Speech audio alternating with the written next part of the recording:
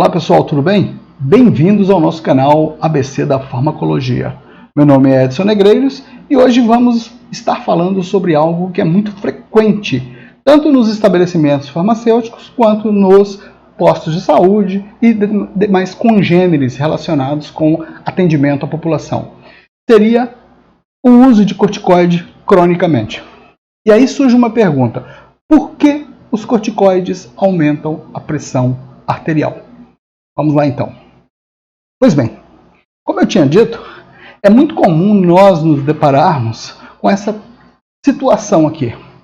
O indivíduo, num posto de saúde, às vezes ele chega com a prescrição de algum desses corticoides, chamado corticoides de depósitos, ou corticoide injetável, ou às vezes no estabelecimento farmacêutico ele faz simplesmente a procura por isso daqui. Ele pode chegar com a receita ou procura espontânea. Muitas das vezes procura indicada. Algum amigo, algum parente, alguém que indicou: olha, usa essa substância aqui que eu usei e foi bom para mim. Geralmente, esse indivíduo que procura esta medicação, que geralmente tem betametasona, na forma de dipropionato ou de fosfato de sódio, ou eventualmente fosfato de sódio de dexametasona.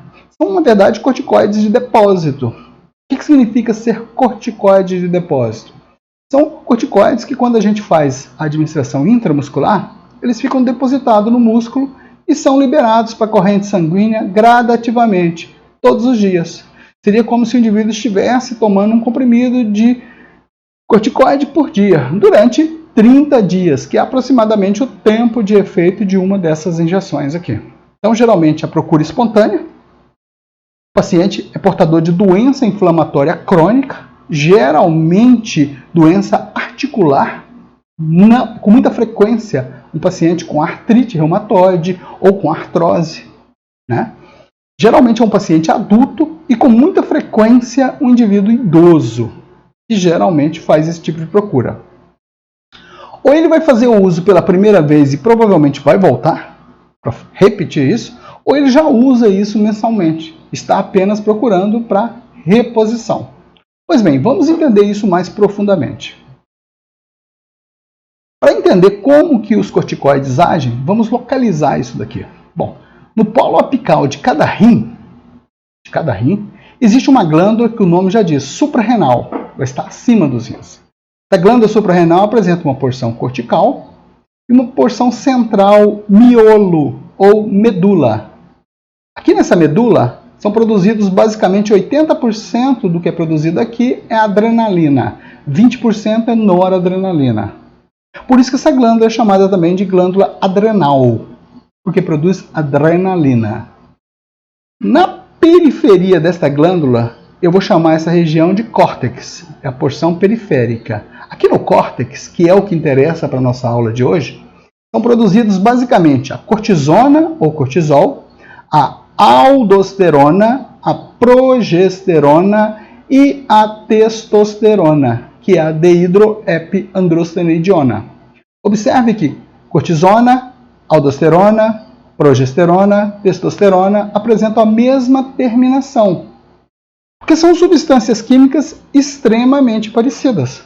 Portanto, apresentam alguns efeitos similares, ok? Isso é importante para a gente entender. Vamos lá então.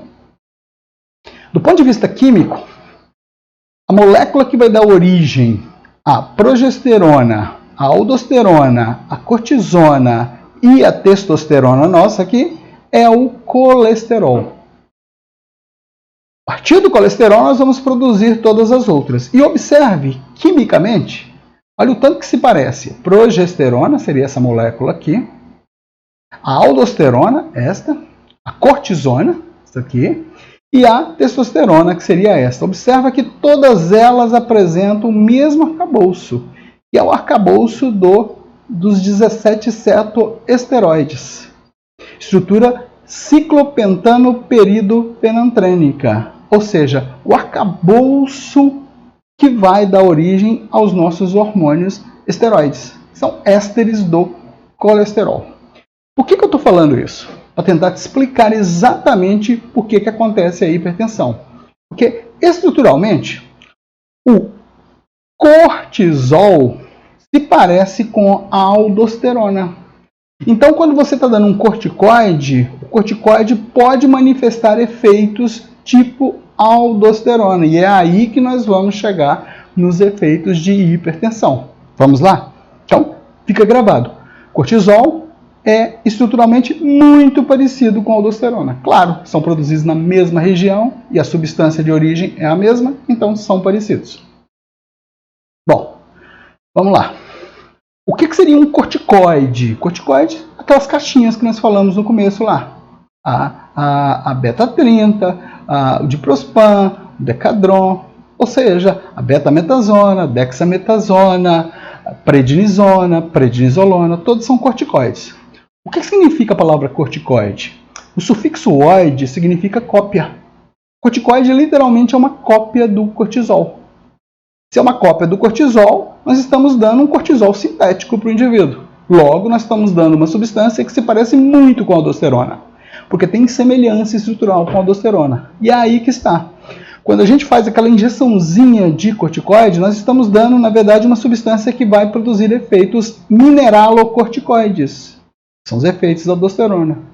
Por que mineralocorticoides? Porque a aldosterona, ela controla os níveis de minerais, em especial sódio e o potássio no nosso corpo. Por quê? Porque a aldosterona vai agir lá no túbulo coletor, nos rins, e vai secretar, jogar fora potássio e trazer de volta para a corrente sanguínea NaCl. Trazendo cloreto de sódio para a corrente sanguínea, a água volta junto com o cloreto de sódio. Se a água volta para a corrente sanguínea, eu vou ter aumento do volume sanguíneo, ou seja, aumento da volemia. Nós sabemos pela equação da pressão arterial que pressão arterial é o débito cardíaco vezes a resistência. O débito cardíaco está relacionado com a volemia, com o volume de sangue. Então, se eu aumento a volemia, eu aumento a pressão arterial. Estaria explicado por que o nosso corticoide aumenta a pressão. Porque ele age semelhante à aldosterona e aumenta a volta do cloreto de sódio da água para o sangue. E isso aumenta a volemia, ok? Pois bem, existem algumas atitudes que são importantes para nós profissionais, para vocês que são estudantes, balconistas, futuros profissionais. Não só farmacêuticos, mas também o pessoal que trabalha com cuidados, o pessoal da enfermagem. Informe ao cliente e paciente das limitações do uso dessas drogas. É importante ele saber.